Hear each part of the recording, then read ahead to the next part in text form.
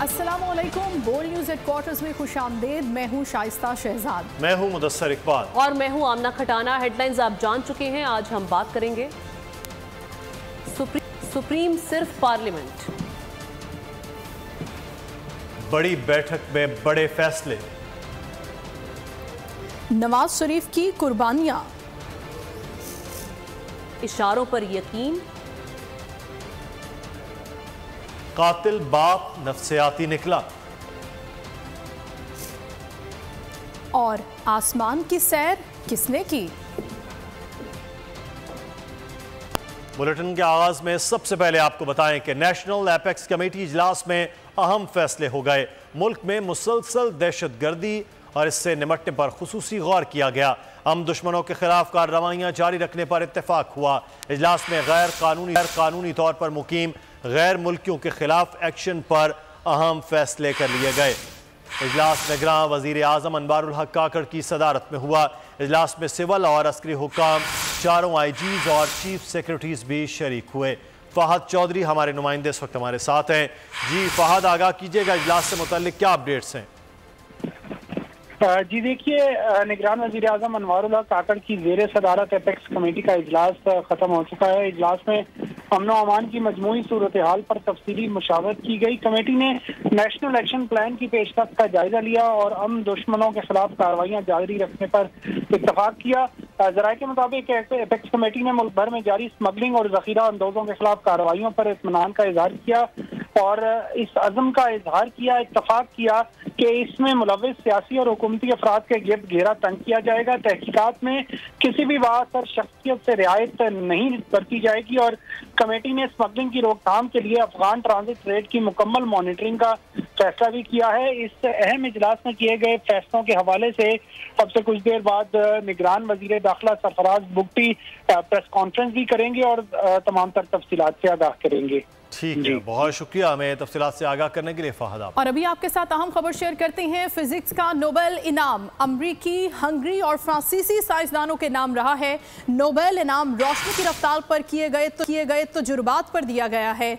इनाम हासिल करने वालों में पैरागोस्टेनी, फेरेंट क्राउज शामिल हैं। एनल हॉलियर भी इनाम हासिल करने में कामयाब हो गए हैं।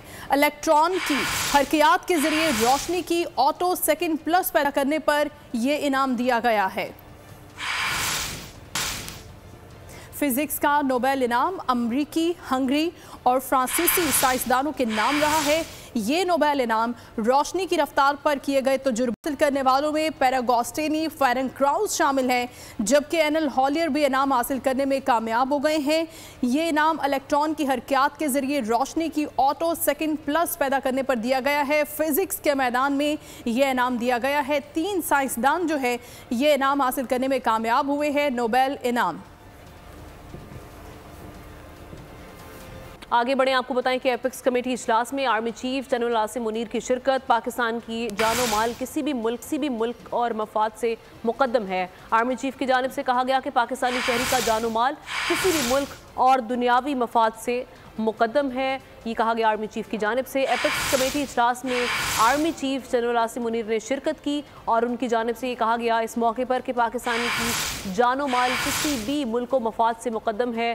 पाकिस्तानी शहरी का जानो माल किसी भी दुनियावी मफाद से मुकद्दम है। एपेक्स कमेटी के इजलास में आर्मी चीफ ने शिरकत की है और इस मौके पर उन्होंने कहा कि पाकिस्तानी शहरी की जानो माल किसी भी मुल्क व मफाद से मुकद्दम है। इसी हवाले से हमारे स्पेशल कॉरेस्पॉन्डेंट सलमान आवान हमारे साथ मौजूद हैं। सलमान, कहिएगा, आर्मी चीफ ने शिरकत की है, मजीद क्या कहा उन्होंने इस मौके पर?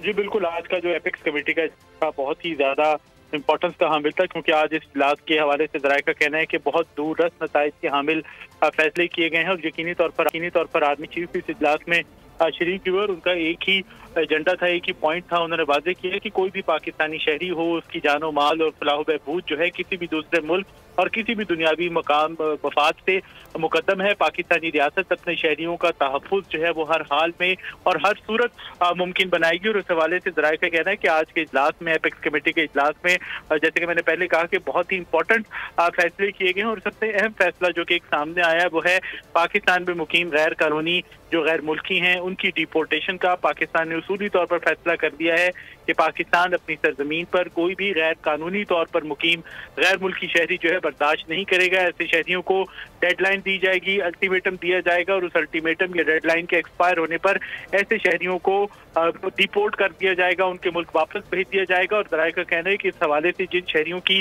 बात की जा रही है उसमें ज़्यादातर तादाद जो है गैर कानूनी तौर पर मुकीम अफगान शहरियों की है और उसके बाद नाइजेरियन बाशिंदों का नंबर है जो कि पाकिस्तान में गैर कानूनी तौर पर मुकीम है। और इसी वाले से आर्मी चीफ ने आज की इजलास में कहा है कि पाकिस्तान की रियासत अपने शहरियों का तहफ़्फ़ुज़ और मफाद जो है उसको मुकद्दम रखेगी। और यही वजह है कि पाकिस्तान ने फैसला किया है कि जैसे ही डेडलाइन खत्म होगी ऐसे शहरियों को जो कि पाकिस्तान में गैर कानूनी तौर पर मुकीम है उनको डिपोर्ट कर दिया जाएगा, उनकी जायदादें या अकाउंट्स जो हैं वो कुर्क कर लिए जाएंगे। और ख़ास तौर पर जो अफगान शहरी हैं उनके हवाले से ज़राए का ये कहना है कि वो पाकिस्तान में जो कानूनी तौर पर जरा करदा डिजिटलाइज ई तज़किरा है जिसे आप उनका शनाख्ती कार्ड कह सकते हैं उसी के ऊपर ही पाकिस्तान का सफ़र कर सकेंगे। और पाकिस्तान में सिर्फ प्रूफ ऑफ रजिस्ट्रेशन के हामिल अफगान महाजरीन ही सकूनत के अहल होंगे। हर अफगानी को without documents, without proper documents Pakistan में रहने की इजाज़त नहीं होगी और बाकायदा तौर पर कानूनी वीज़ा के हामिल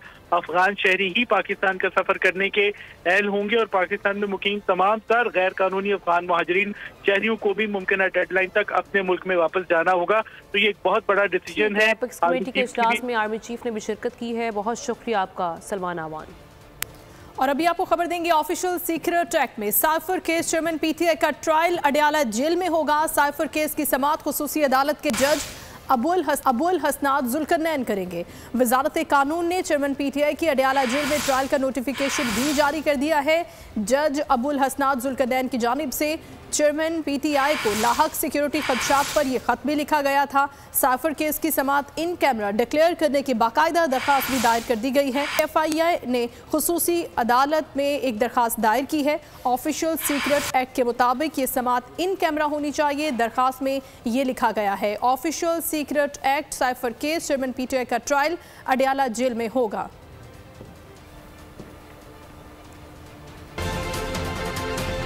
वेलकम बैक। खबरों के सिलसिले को आगे बढ़ाएंगे और अभी खबर शामिल करते हैं। रहनुमा नून लीग ख्वाजा आसिफ ने कहा है कि माजी में एक आमिर ने नवाज शरीफ को जिला वतन किया और फिर वतन वापसी से रोकने की कोशिश भी की। सियालकोट में खिताब करते हुए उन्होंने कहा कि 21 अक्टूबर उनके कायद की वतन वापसी का दिन है। वापसी की तारीख खत्मी है। सायरा अफजल तारड़ कहती हैं नवाज शरीफ ने वतन के लिए कुर्बानियाँ दी, आवाम उनका भरपूर इस्तकबाल करेंगे। एक जोश जो है, एक बलबला जो है वो बिल्डअप हो रहा है और इसका नुक्ताए अरूज जो है वो इंशाअल्लाह ताला 21 अक्टूबर होगा जब कायद मोहतरम जो है वो वापस वतन वापस आएंगे। शरफ ने उनको जिला वतन किया और मियाँ साहब ने उस वक्त भी अपनी आज़ादी का रिस्क लिया और अटैम्प्ट किया, पता था कि गिरफ़्तार होना है। मियाँ साहब वापस आएंगे। इंतखाबात जो है जनवरी में, एक 25 और 28 जनवरी की तारीख भी सामने आ चुकी है। मियां नवाज शरीफ का जो इस्तकबाल है वो आपका पूरा नहीं तो आधा इलेक्शन है। लाहौर में सफाकियत की इंतहा, बाप ही 4 बच्चों का कातिल निकला। मुलजिम ने मासूमों को नहर में फेंक दिया, घर आकर बच्चों के अगवा का ड्रामा किया। पुलिस के मुताबिक मुलजिम ने दौरान तफ्तीश एतराफ़ जुर्म कर लिया। लाशों की तलाश जारी है। हाथ कांपा ना दिल पसीजा, लाहौर में बाप जल्लाद बन गया। अपने ही हाथों से अपने 4 जिगर गोशों का खून कर दिया। हौलनाक वाकया काहिना में पेश आया। जालिम 2 रोज कबल बेटे और 3 बेटियों को मोटरसाइकिल पर घर से लेकर गया, मासूमों को नहर में फेंका, घर पहुंचकर अगवा का ड्रामा रचाया। पुलिस ने तफ्तीश की तो मुलजिम ने सब कुछ उगल दिया, जुर्म का एतराफ़ कर लिया। जहां बहक बच्चों में 12 साला गुलाम साबिर, 9 साला सुमैया, 5 साला नबीहा और 2 साला आयशा शामिल हैं। पुलिस के मुताबिक मुलजिम अजीम को बेटी की पैदाइश पर गुस्सा था। अगर ये वीडियो आपको पसंद आई है तो हमारे चैनल को सब्सक्राइब कीजिए और बेल आइकॉन को क्लिक कीजिए। सब्सक्राइब करें और बेल दबाएं ताकि कोई खबर रह न जाए।